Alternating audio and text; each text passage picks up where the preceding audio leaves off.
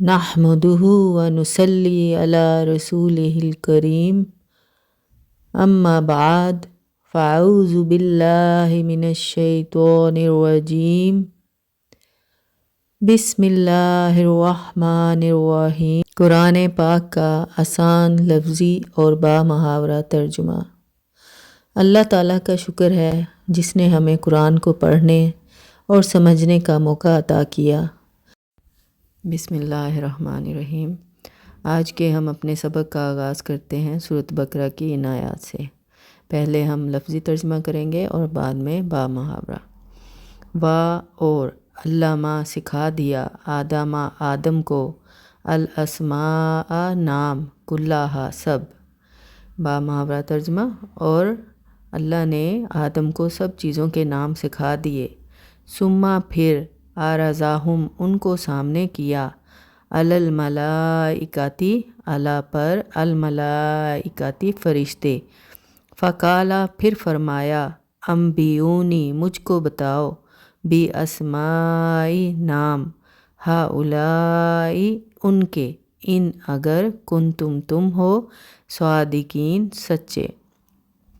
قالوا بولے، سبحانک تو پاک ہے، لا نہیں، علم معلوم، لنا ہمیں، الا مگر، ما جو، علمتنا تو نے ہمیں سکھایا، انک بے شک تو، انتا تو، العلیم جاننے والا، الحکیم حکمت والا ہے۔ اب ہم ان آیات کا بامحاورہ ترجمہ کریں گے۔ اور اس نے آدم کو سب چیزوں کے نام سکھا دیے، پھر ان چیزوں کو فرشتوں کے سامنے کیا، پھر فرمایا، مجھ کو ان کے نام بتاؤ اگر تم سچے ہو۔ وہ بولے، تو پاک ہے، ہمیں معلوم نہیں مگر وہ جو تو نے ہمیں سکھایا، بے شک تو جاننے والا، حکمت والا ہے۔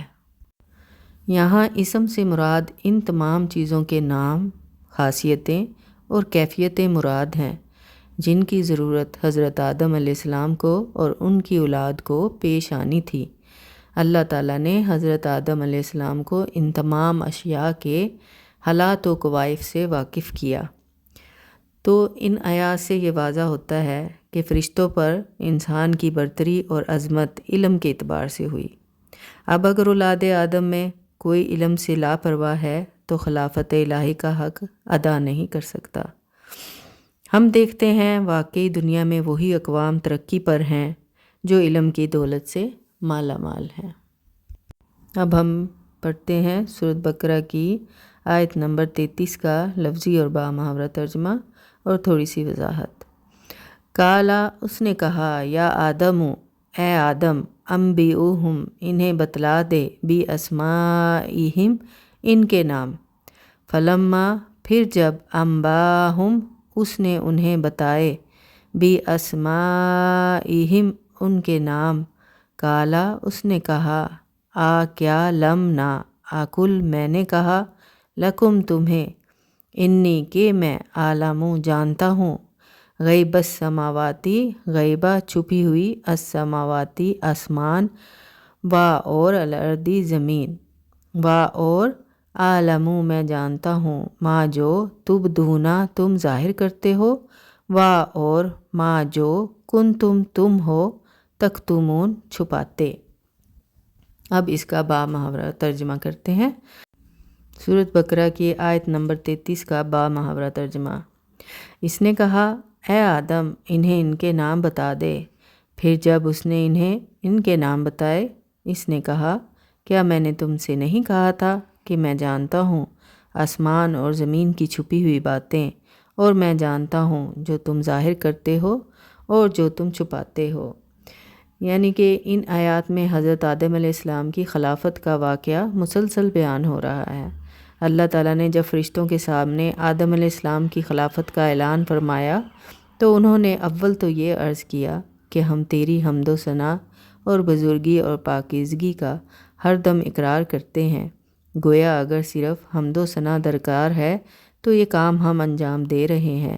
پھر فرشتوں نے اس خدشے کا اظہار کیا کہ اولاد آدم دنیا میں خون ریزی کرے گی اور فساد مچائے گی، تو اس لیے اللہ پاک نے جواب دیا کہ میں نے پہلے کہا تھا کہ میں ظاہر و باطن کی ہر بات جانتا ہوں، زمین و آسمان کے رازوں سے واقف ہوں، میں وہ جانتا ہوں جو تم نہیں جانتے۔ وَإِذْ اور جب قُلْنَا ہم نے کہا لِلْمَلَائِكَةِ فرشتوں سے، لِلْمَلَائِكَةِ اسْجُدُوا فرشتوں سے اسجدوا سجدہ کرو، لِآدَمَ آدم کے سامنے، فَسَجَدُوا وہ سب جھک گئے، إِلَّا مگر ابلیس ابا اس نے انکار کیا، وَاسْتَكْبَرَ اور تکبر کیا، اور کانا ہو گیا، من الکافرین من سے الکافرین کافروں سے۔ سورۃ بقرہ کی آیت نمبر 34۔ اور اب اس کا بامحاورہ ترجمہ سمجھتے ہیں ہم۔ اور جب ہم نے فرشتوں سے کہا کہ آدم کے سامنے سجدہ کرو سو وہ جھکے، مگر ابلیس نہ جھکا، اس نے انکار کیا اور تکبر کیا اور وہ کافروں میں سے ہو گیا۔ یعنی کہ کس طرح اللہ تعالیٰ نے فرشتوں کو حکم دیا کہ آدم کے سامنے سجدہ کریں، تو ابلیس نے، باقی سب نے سجدہ کیا لیکن ابلیس نے انکار کیا اور وہ کافر ہو گیا اور اللہ تعالیٰ کی رحمت سے محروم ہو گیا، اسے اللہ کا قرب بھی حاصل نہ رہا اور وہ لعنت میں گرفتار ہوا۔ سورۃ بقرہ کی آیت نمبر 35۔ اور قلنا ہم نے کہا یا آدم اے آدم مسکن رہو، انتا تو، اور زوجکا تیری زوجہ، الجنت جنت، کلا اور کھاؤ، منہا اس میں، راغدن با فراغت، حیثو جہاں، شئتما چاہو، ولا اور نہ، تقربا قریب ہو، ہذہ یہ، الشجرۃ درخت، فتکونا پھر ہو جاؤ گے، من الظالمین من سے، الظالمین ظالم۔ تو اب ہم اس کا بامحاورہ ترجمہ کرتے ہیں۔ اور ہم نے کہا اے آدم تو اور تیری بیوی جنت میں رہو اور اس میں جہاں سے چاہو با فراغت کھاؤ، اور اس درخت کے قریب نہ جانا ورنہ تم ظالموں میں سے ہو جاؤ گے۔ یعنی ان آیات سے واضح ہوتا ہے کہ اللہ تعالیٰ نے حضرت آدم علیہ السلام کو کس قدر بڑے درجے بخشے ہیں۔ پہلے علم کی نعمت دی، اپنا نائب بنایا، اور اس کے بعد اس کی راحت اور آرام کے لیے بیوی کی صورت میں انہیں ساتھی بھی دیا، جنت میں جگہ دی اور کھانے کو بے شمار نعمتیں دی۔ اللہ اپنے بندوں کو ہمیشہ انعامات سے نوازتا ہے اور ان پر طرح طرح کی نوازشیں فرماتا ہے۔ اب یہ بندوں کا فرض ہے کہ اس کے شکر گزار رہیں اور نعمتوں کی قدر پہچانیں۔ اب اللہ تعالیٰ نے جب حضرت آدم علیہ السلام کو اپنا خلیفہ مقرر کرنے کے بعد انہیں جنت میں رکھا، اور جب انہوں نے تنہائی محسوس کی تو اللہ تعالیٰ نے ان کے لیے حضرت حوا کو پیدا کیا، اور پھر یہ اور احسان کیا کہ انہیں اجازت دے دی کہ جنت میں وہ جہاں سے چاہیں با فراغت کھائیں۔ البتہ وہاں ایک درخت تھا جس کے بارے میں اللہ تعالیٰ نے فرمایا کہ تم اس کے پاس نہ پھٹکنا ورنہ نافرمان قرار دیے جاؤ گے۔ یعنی اس سبق سے یہ بات واضح ہو جاتی ہے کہ جو شخص شکوک و شبہات والے کام کرتا ہے اس کے لیے غلطی کرنے کا شدید خطرہ ہوتا ہے۔ اس لیے اللہ تعالیٰ نے حضرت آدم علیہ السلام کو اس ممنوعہ درخت کے قریب جانے سے بھی روکا کہ نہ نزدیک جائیں گے، نہ کھانے کی خواہش ہوگی۔